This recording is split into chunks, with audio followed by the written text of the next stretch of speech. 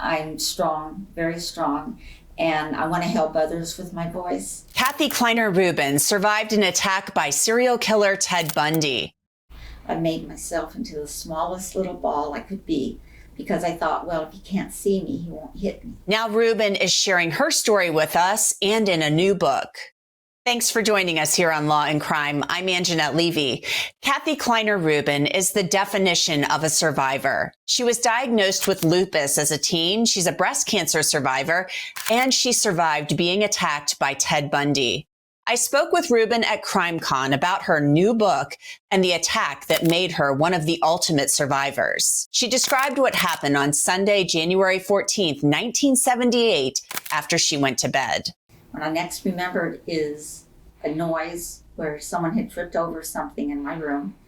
And I looked up and I couldn't see anything. It was all dark. And all I saw was a figure standing next to me holding up a log or something in his arm. He had his arm lifted up and something was in it. The next thing I remember is he slammed that on my face. And at first it didn't hurt. It felt like hitting a bag of potatoes. It was a thud. It didn't last that way for long because then it was shooting pains and it was horrible. It was horrible. He hit me in my jaw and broke my jaw in two places.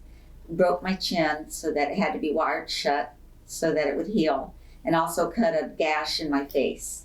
And I'm still numb in my face and lip. That night forever changed Rubin. She was a student at Florida State University and a member of the Chi Omega sorority in Tallahassee. Did he say anything to you? Did you say anything? Did you fight back? No, didn't say anything. It happened so quickly. And after I was attacked the first time, he went to my roommate and attacked her. And then I was still alive.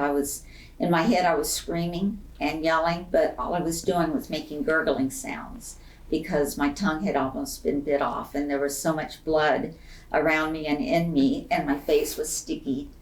And I was just not aware of what happened.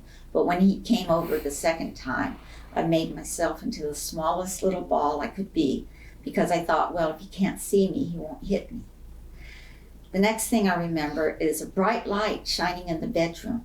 My bedroom faced the back of the house over the parking lot. So someone was brought home a date from in the backyard, in the back. He came up the back driveway. The light shone in our room. We had our curtains open. And when that happened, this person got real jittery and kind of paced back and forth and then ran out the door. And then the light went down. It was dark in the room again. Two of Rubin's sorority sisters, Lisa Levy and Margaret Bowman, were killed that night. Rubin and two of her roommates survived. My roommate actually got out of bed and went into the hallway, and she saw two sorority sisters.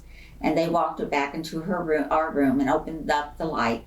And that's when they saw me hurtled in my bed, just humbledly scared and rocking up and down.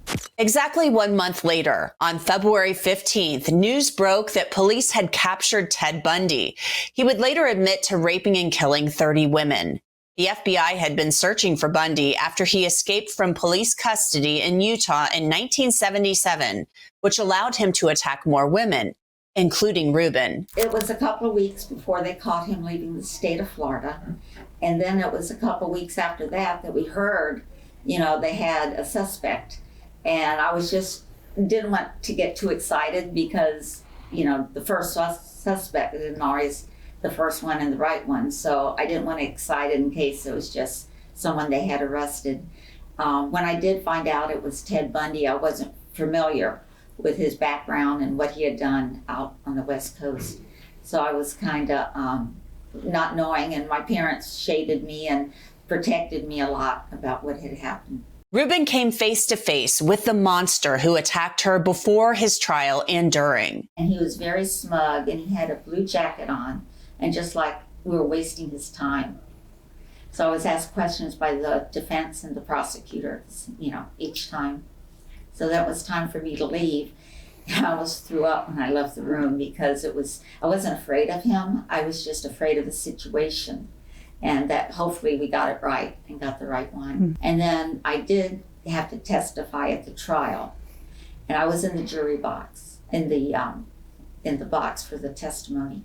And I looked around the courtroom, and there he was sitting at the defense table, again like this, and like real cocky, like this, wasting my time again. This isn't going to be anything. I'm going to get out of this. Mm-hmm. And I gave my testimony. And one thing that I was really upset about was they asked if this is the man you saw in your room that night.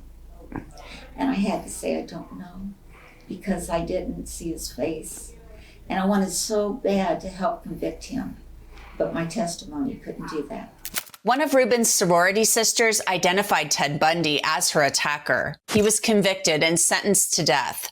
Ted Bundy died in the electric chair in 1989. Now Kathy Kleiner Rubin is telling her story in her new book, A Light in the Dark, Surviving More Than Ted Bundy, co-written with Emily LeBeau-Lachesse. It is my story with my traumas and tribulations, and main thing is it just debunks Bundy as the charming guy next door.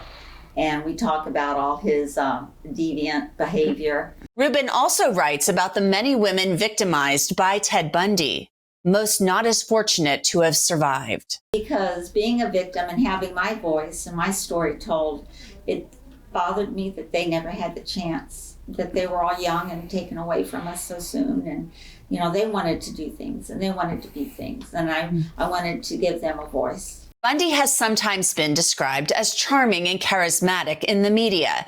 That's a perception that Rubin would like to change. She hopes her book inspires others. I go to detail on how it wasn't, how he was very manipulative, and he wanted people to see what he wanted to see, but then he had the demon inside of him and the deviant behavior that he couldn't control or didn't want to control. So that's, it was just two-sided. And I think also in the 70s was the first time that trials allowed cameras. And he looked normal, although he was so not normal that people didn't see his horns and his fangs. A Light in the Dark is on sale now. For Law and Crime, I'm Angenette Levy.